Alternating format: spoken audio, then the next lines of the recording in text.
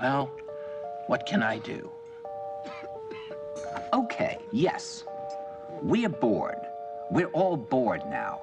But has it ever occurred to you, Wally, that the process that creates this boredom that we see in the world now may very well be a self-perpetuating, unconscious form of brainwashing created by a world totalitarian government based on money, and that all of this is much more dangerous than one thinks, and it's not just a question of individual survival, Wally, but that somebody who's bored is asleep, and somebody who's asleep will not say no? See, I keep meeting these people. I mean, just a few days ago, I met this man whom I greatly admire. He's a Swedish physicist, Gustav Bjornstrand, and he told me that he no longer watches television, he doesn't read newspapers, and he doesn't read magazines. He's completely cut them out of his life because he really does feel that we're living in some kind of Orwellian nightmare now, and that everything that you hear now contributes to turning you into a robot.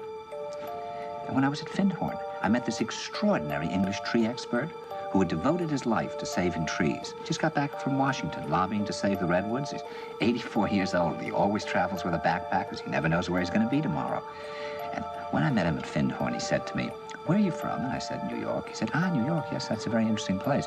Do you know a lot of New Yorkers who keep talking about the fact that they want to leave but never do?" And I said, "Oh, yes." And he said, "Why do you think they don't leave?" I gave him different banal theories. He said, "Oh, I don't think it's that way at all." He said, "I think that New York is the new model for the new concentration camp, where the camp has been built by the inmates themselves, and the inmates are the guards, and they have this pride in this thing they've built. They've built their own prison, and so they exist in a state of schizophrenia, where they are both guards and prisoners, and as a result, they no longer have, having been lobotomized, the capacity to leave the prison they've made, or to even see it as a prison." And then he went into his pocket and he took out a seed for a tree and he said, "This is a pine tree."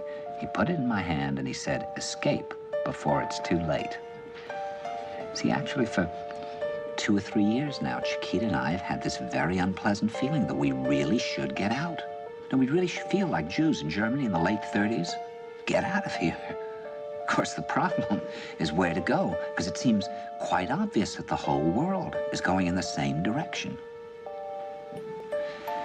See, I think it's quite possible that the 1960s represented the last burst of the human being before he was extinguished, and that this is the beginning of the rest of the future now, and that from now on there'll simply be all these robots walking around, feeling nothing, thinking nothing, and there'll be nobody left almost to remind them that there once was a species called a human being, with feelings and thoughts, and that history and memory are right now being erased, and soon nobody will really remember that life existed on the planet.